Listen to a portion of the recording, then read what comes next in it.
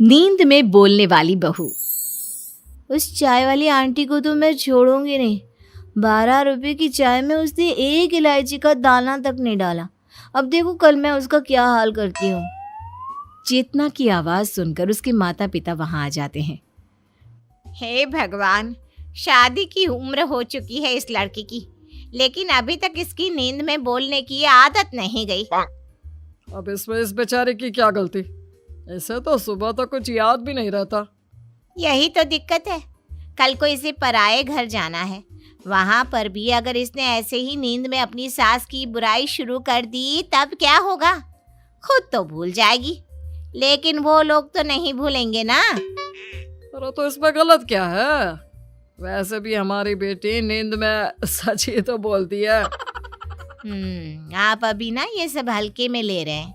कल जब इसके ससुराल वाले इसे नींद में बोलने की वजह से घर से निकाल देंगे ना, तब बैठकर पछताते रहना। अब हम इसमें कर भी क्या सकते हैं? सभी डॉक्टर्स ने तो अपने हाथ खड़े कर दिए। ऐसे ही दिन गुजरते जाते हैं। चेतना के माता पिता उसकी नींद में बोलने की बीमारी से परेशान रहते हैं। तभी एक दिन चेतना को देखने अनमोल नाम का एक लड़का अपने माता पिता के साथ आता है। बहन जी, हमें तो आपकी लड़की बहुत पसंद है। हमने तो अभी से इसे अपनी बहू मान लिया है।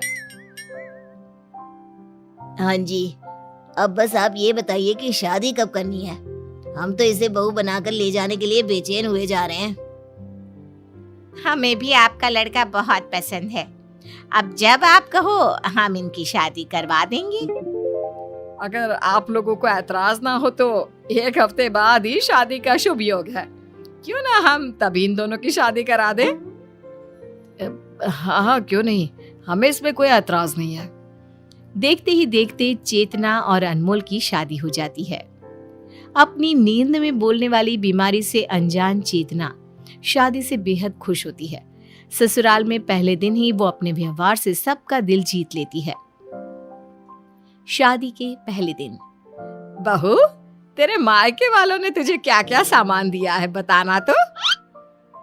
मम्मी पापा ने मुझे 2-4 साड़ियाँ और कुछ गहने दिए हैं।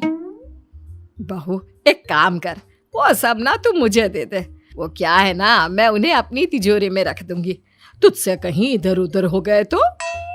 चेतना अपनी सास के इरादों को समझ जाती है, लेकिन वो कुछ ना बोलकर गहने देना ही उचित समझती है। ये लीजिए मम्मी जी, मायके से मुझे यही सब मिला है। अच्छा किया बहू जो तूने मुझे ये सब सौंप दिया। अब सुन, ये सब तू अपने मायके वालों को मत बताना। घर की बात तो घर में ही रहनी चाहिए ना। जी मम्मी जी, आप चिंता मत कीजिए, मैं उन्हें कुछ नहीं बताऊंगी। चल, अब तू अपने कमरे में जाकर सो। हाँ बेटा। सास की बात मानकर बबीता अपने कमरे में चली जाती है। रात में अनमोल और चेतना साथ में ही सोए होते हैं। इतने में चेतना फिर से नींद में बोलना शुरू कर देती है, और इस बार वो किसी और की नहीं बल्कि अपनी सास की ही बुराइयां शुरू कर देती है। मेरी लालची सास ने मेरे सारे गहने ले लिए। माँ पापा ने कितने प्यार से मुझे वो सब दिया था। मेरी सास इतनी लालची होगी, इसका तो मुझे अंदाजा ही नहीं था। चेतना की आवाज सुनकर अनमोल की नींद खुल जाती है। वो बिस्तर से उठकर चेतना की तरफ देखता है। ये चेतना नींद में क्या बोले जा रही है? मेरे मायके से इतना दहेज मिलने के बाद भी उस खुसड़ बुढ़िया का पेट नहीं भरा। मेरी साड़ियाँ, मेरे गहने सब उस चुड़ैल बुढ़िया ने हड़प लिए। अनमोल ये सब सुनकर हक्का बक्का रह जाता है। वो चेतना को जोर जोर से आवाज देकर हिलाने लगता है। चेतना उठो, क्या बड़बड़ाए जा रही हो? उठो चेतना। अनमोल चेतना को उठाने की भरपूर कोशिश करता है, लेकिन उठना तो दूर, चेतना टस से मस तक नहीं होती। अंत में थक हार कर वो अपने दोनों कानों में रुई डालकर सो जाता है, और अपनी नींद में बोलने की आदत से अनजान चेतना बेफिक्र होकर पूरी रात भर बोलती रहती है। अगले दिन सुबह। मम्मी जी, आज मेरी पहली रसोई है, खाने में क्या बनाऊं? अरे जो तेरा मन हो कुछ भी बना दे अच्छा सा। वैसे अनमोल कहाँ है? उठा नहीं अभी तक? नहीं मम्मी जी, वो तो ऐसे घोड़े बेचकर सो रहे हैं जैसे रात भर सोए ही ना हो। इतना कहकर चेतना रसोई में खाना बनाने के लिए चली जाती है। थोड़ी देर में अनमोल भी उठकर बाहर आ जाता है। अरे क्या हुआ अनमोल, इतनी देर तक तो तू कभी सोया नहीं, फिर आज कैसे इतनी देर तक सोता रह गया? अब क्या बताऊं माँ, पूरी रात चेतना ने सोने ही नहीं दिया। वो रात भर। इससे आगे कि अनमोल कुछ कहता उससे पहले ही दुष्यंत बोल उठता है। ये सब बातें कौन बताता है नालायक? अरे पापा, पहले मेरी पूरी बात तो सुन लो। आप जिसे अपनी बहू बनाकर घर लाए हो ना, वो कल पूरी रात नींद में आप लोगों को गालियां दे रही थी। गालियां? लेकिन क्यों? अरे वो सब तो आप माँ से ही पूछो। इन्होंने बेचारी के सारे गहने जो ले लिए थे, तो नींद में वो गाली ही देगी ना इन्हें। अब काम भी तो ऐसा ही किया है इन्होंने। हाँ? अरे तो मैंने कौन सा बहू से जबरदस्ती गहने मांगे थे? अरे वो तो मैंने सोचा कि जब मैं अपने गहने तिजोरी में संभाल रही हूँ तो बहू से भी पूछ लेती हूँ। बबीता की बात अभी पूरी ही हुई थी कि तभी वहां चेतना सभी के लिए खीर लेकर आ जाती है। ये लीजिए मम्मी जी, मैंने आप सबके लिए खीर बनाई है। वाह चेतना, ये सही है, कभी शोला तो कभी शबनम। क्या मतलब? मतलब ये कि कल रात भर तो तुम मम्मी को गालियां दे रही थी, कोस रही थी, और अब ऐसे खीर खिला रही हो जैसा तुम इनसे कितना प्यार करती होगी। ये आप क्या कह रहे हैं? मुझे कुछ समझ में नहीं आ रहा। मेरा बेटा बोल रहा है कि कल पूरी रात तुम मुझे गालियां दे रही थी। क्या ये सच है बहू? मम्मी जी, भला मैं आपको गालियां क्यों दूंगी? ऐसा तो मैं सपने में भी नहीं सोच सकती। सपने में ही कल तुम पूरी रात माँ को गालियां दिए जा रही थी। कभी खुसट तो कभी चुड़ैल बुढ़िया बोल रही थी मेरी माँ को। क्या बहू, तुझे मैं चुड़ैल दिखाई देती हूँ? और किस एंगल से मैं तुझे बुढ़िया दिखाई दे रही हूँ, जरा बताना तो। मम्मी जी, मेरा यकीन कीजिए, मुझे कुछ याद नहीं है। इतने में चेतना रोने लग जाती है। चेतना को रोता देख सभी उसे माफ कर देते हैं और हंसी खुशी बैठकर उसके हाथ की खीर खाने लगते हैं। रात में सबके पति देवता होते हैं, लेकिन मेरा पति देवता नहीं, राक्षस है, राक्षस। मन तो करता है उन्हें कच्चा चबा जाऊं। चेतना की खुसुर पुसुर की आवाज सुनकर अनमोल फिर से उठ जाता है और उसकी बातें सुनकर डर से कांपने लगता है। ये चेतना क्या बोल रही है? अभी मुझे एक दिन नहीं हुआ यहाँ आए और उस चिरकुट ने मम्मी जी से मेरी चुगली कर दी। ऐसे पति तो भगवान दुश्मन को भी ना दे जैसा मुझे दिया है। मन तो कर रहा था उनकी खीर में चीनी की जगह जहर मिला दूं। चेतना की बातों से अनमोल के पसीने छूटने लगते हैं। उसे कुछ समझ में नहीं आता कि अब वो क्या करे। वो चुपचाप बिस्तर की दूसरी साइड चद्दर से मुंह ढककर सो जाता है। अगले दिन, बहू, ये अनमोल को आजकल क्या हो गया है? सुबह के 10 बज चुके हैं, लेकिन ये लड़का अभी तक उठा नहीं। जरूर मेरे खिलाफ कोई नई कहानी सोच रहे होंगे। आप उनकी टेंशन छोड़ दीजिए पापा जी, मैं आपके लिए गर्मा गर्म चाय बनाकर लाती हूँ। इतना कहकर चेतना रसोई में जा रही होती है कि तभी वहां अनमोल आ जाता है। चेतना को देखते ही अनमोल थर थर कांपने लगता है। इससे पहले कि चेतना कुछ समझ पाती, अनमोल झट से उससे 2 हाथ की दूरी पर खड़ा हो जाता है। अब इन्हें क्या हो गया? खैर, मुझे क्या। चेतना उसे नजरअंदाज करते हुए रसोई की ओर चली जाती है। क्यों बे नालायक, शादी क्या हो गई? इस घर का नियम भूल गया क्या? 10 बजे सोकर कौन उठता है? आपको बताकर क्या फायदा है, मेरी बात पर तो आपको यकीन होगा नहीं। दुष्यंत कुछ कहता, इससे पहले ही चेतना सबके लिए चाय बनाकर ले आती है। मुझे नहीं पीनी चाय। वैसे तो रोज सुबह उठकर तू चाय मांगा करता था, फिर अब क्या हो गया तुझे? माँ, मुझे इसके हाथ की चाय नहीं पीनी। क्यों? क्या मैंने इसमें आपके लिए जहर मिलाया है? तुम्हारा भरोसा नहीं है?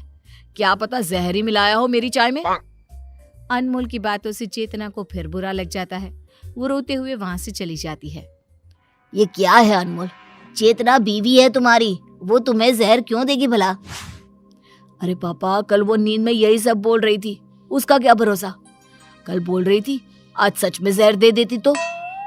अनमोल की बातें सुनकर बबीता आग बबूला हो जाती है और तुरंत चेतना के मायके वालों को फोन लगा देती है। नमस्कार बहन जी। नमस्कार बबीता जी, सब ठीक है ना? अब हम आपको क्या बताएं, जब से आपकी बेटी इस घर में आई है तब से कभी नींद में मुझे चुड़ैल बोलती है तो कभी बुढ़िया, और हद तो तब हो गई जब आज उसने मेरे बेटे को भला बुरा बोला। आपने अपनी बेटी की नींद में बोलने की बीमारी के बारे में हमें पहले क्यों नहीं बताया? देखिए बहन जी, आप उसकी बातों का प्लीज बुरा मत मानिए। वो नादान है और फिर उसे ना अपनी इस आदत के बारे में पता तक नहीं है। दरअसल दिन भर में उसे जिन बातों का बुरा लगता है ना, वो सिर्फ उन्हीं बातों को सपनों में दोहराती है और फिर सुबह तक तो सब भूल भी जाती है। तो आप ये कहना चाहती हैं कि हम उसे खुश नहीं रखते? नहीं नहीं, मेरे कहने का वो मतलब नहीं था। आप बस उसे एक बार समझने की कोशिश कीजिए। वो कभी किसी को पलटकर जवाब नहीं देती ना, इसलिए जब कोई बात उसके दिल में चुभ जाती है तो वो उसे नींद में बड़बड़ाती रहती है। मीनाक्षी की बातें सुनकर बबीता सोच में पड़ जाती है और फोन रख देती है। कुछ समय बाद घर की नई बहू को देखने पास ही रहने वाले पड़ोस के कुछ लोग आते हैं। बबीता, तेरी बहू तो बहुत सुंदर है। कहाँ से मिली तुझे इतनी सुंदर बहू? अब इसे तो तुम लोग मेरी फूटी किस्मत ही समझ लो कि भगवान ने इसे मेरे पल्ले बांध दिया। क्यों बबीता, तू खुश नहीं है क्या अपनी बहू से? अब खुश रहने के अलावा कोई और ऑप्शन भी है क्या? ये तेरे गले में हार तो बड़ा सुंदर लग रहा है। बहू के मायके वालों ने दिया है क्या? अरे नहीं, ये तो मेरा है। बहू अपने मायके से तो बहुत सस्ती चीजें लाई है। मुझे तो उन्हें पहनने में भी शर्म आ रही है और इसके मायके वालों को देने में भी शर्म नहीं आई। बबीता की ये बातें सुनकर चेतना की आंखें भर आती है। होठों को दबाते हुए वो अपने आंसू रोकने की कोशिश करती है और जब उसमें कामयाब नहीं होती तो भागते हुए अपने रूम में चली जाती है और फूट फूट कर रोने लगती है। माँ, आपको इतना कुछ नहीं बोलना चाहिए था। बेटा, मैं चाहती थी कि वो खड़े होकर बोले, जिससे उसे फिर कभी नींद में बोलने की जरूरत ही ना पड़े, लेकिन सब उल्टा हो गया। रात में दुष्यंत और बबीता भी चेतना और अनमोल के रूम में आ जाते हैं, जहां वो चेतना को नींद में बड़बड़ाते हुए देखते हैं। मम्मी जी, आज आपने बिल्कुल अच्छा नहीं किया। सबके सामने मेरे परिवार वालों का मजाक उड़ाया। मुझे उनकी बातें सुनकर आज बहुत चोट लगी है। देखा माँ, चेतना को कितना बुरा लगा है। मीनाक्षी जी सही बोल रही थी। चेतना कभी बड़ों का अनादर नहीं करती, उन्हें पलटकर जवाब नहीं देती, लेकिन जिन चीजों से उसे ठेस पहुंचती है वो उसे नींद में बोलती है। गलती हमारी है, हम बहू को समझ ना सके। जिसे हम लोग बीमारी का नाम दे रहे थे वो बीमारी नहीं, इसके दिल के आंसू थे। सच में पापा, हमने इसे समझने में बहुत बड़ी गलती कर दी। यहाँ कोई भी अच्छा नहीं है, कोई भी मुझसे प्यार नहीं करता, सब मुझे टोकते हैं। अनमोल जी भी मुझसे दूर भागते हैं। आप कहाँ हो मॉम डैड? मुझे यहाँ से ले जाइए, मुझे नहीं रहना यहाँ। चेतना के दर्द भरी बातें सुनकर सभी की आंखों में आंसू आ जाते हैं। मेरी बहू जैसी भी है, मुझे स्वीकार है। मुझे भी मम्मी। इसने सारा दर्द अपने सीने में छुपा कर रखा, लेकिन किसी से एक शब्द नहीं कहा। इससे अच्छी पत्नी मुझे कोई और मिल ही नहीं सकती। चलो, बहुत रात हो गई है, अब तुम लोग भी सो जाओ और बहू को भी सोने दो। अगले दिन सुबह जब चेतना उठती है तो सब लोग उससे बेहद प्यार से बात करते हैं, उसे अपनापन महसूस कराते हैं और अब तो उसका पति भी उससे दूर नहीं भागता। एक रात में अचानक सबका बदला व्यवहार चेतना को बेहद पसंद आता है। अब वो हंसी खुशी सबके साथ रहती है।